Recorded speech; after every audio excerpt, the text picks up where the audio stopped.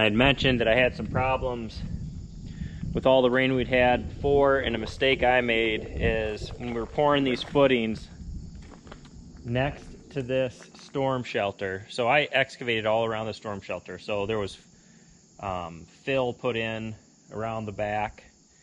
I put rock in around the storm shelter, which is going to be under the garage. That hasn't settled. I compacted that. I compacted this dirt as I put it in the backside of this storm shelter. I'd put in like, I don't know, 6-7 inches, compact it, put 6-7 inches in, compact it. But all the rain ran down through there, and despite my efforts, I did not get it compacted, and the retaining walls have settled up against the storm shelter.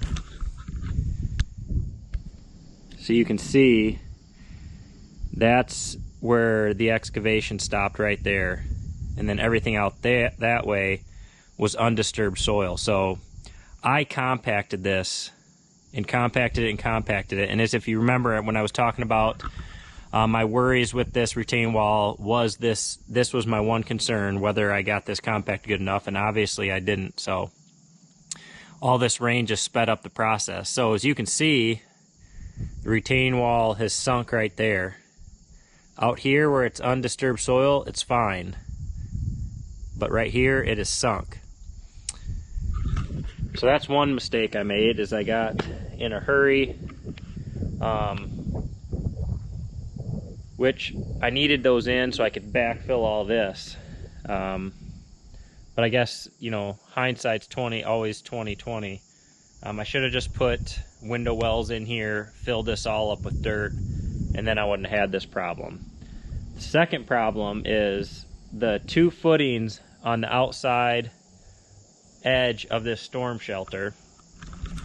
So that one right there and this one right here, I got them into undisturbed soil. So when I drilled my hole, I got down into undisturbed soil, so I have a good base. But the mistake I made is I had some extra concrete left over, and we poured it around the top of these just to fill that space.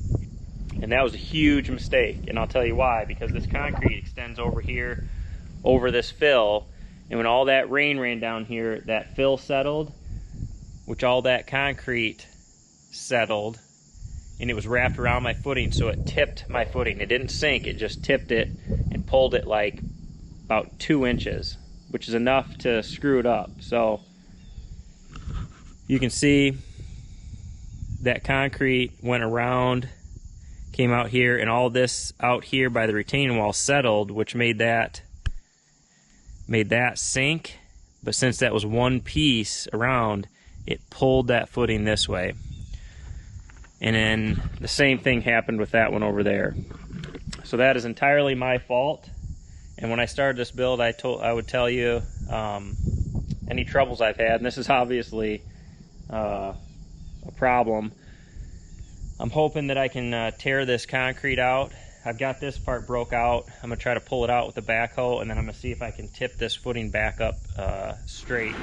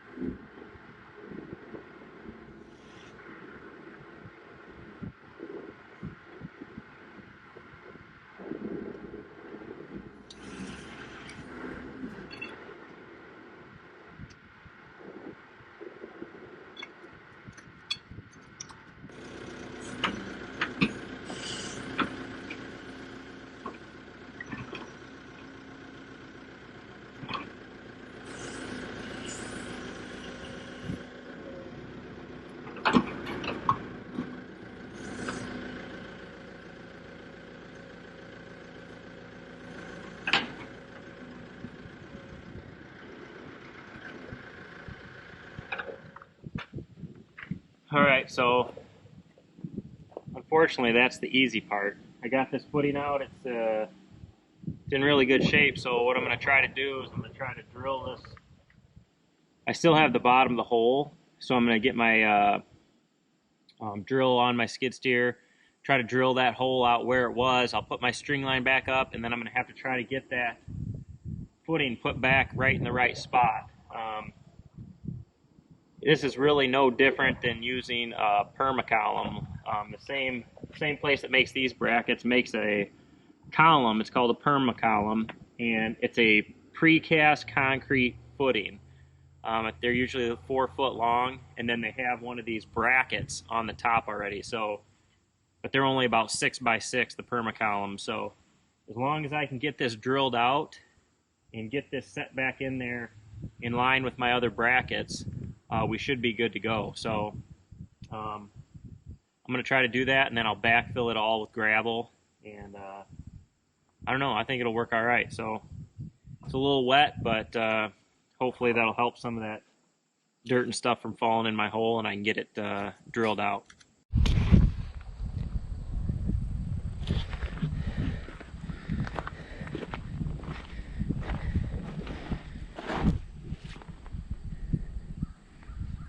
There's my 8 foot mark. So that went a little better than I thought.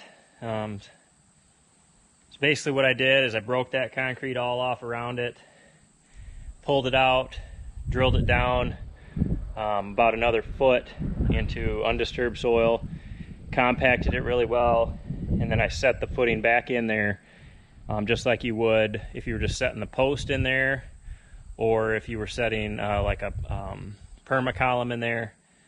And then I just got it level and plumb where I need it, and I can guarantee you I'm going to backfill all this around this with rock right now. So I got one over there that only moved, I don't know, maybe a ½ inch to an inch. It didn't have quite as much concrete around it, and so I'm gonna break it off and just tip that one back up. I think I can just grab that with a backhoe and just kind of tip it up a little bit, and then put some new rock in around it, and I think it'll be all right. If not, I'll pull it out and do the same thing, but I should have those finished by the end of the day, and then I can start building this wall. So pretty pumped about that. It went a lot better than I thought. So all right, I got both my footings fixed, so I've got a nice straight line again. Down there, that one I fixed, and then one on the other side of the storm shelter. So I got all the area of the garage all cleaned out here, so I'm gonna start laying out posts. These are all the posts for the garage. They're 3-ply. So we're just gonna start laying those out, and if I have time today, maybe I'll even pop up a wall, I don't know. So we'll see how it goes.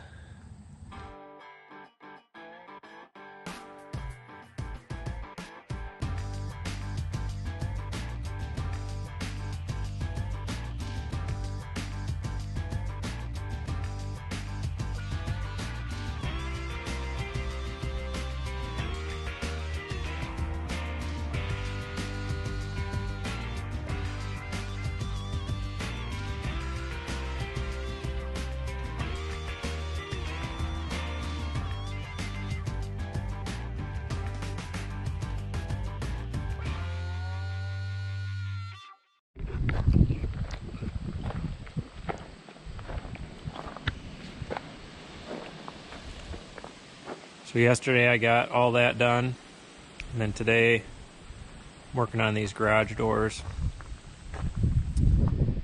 Put these headers up.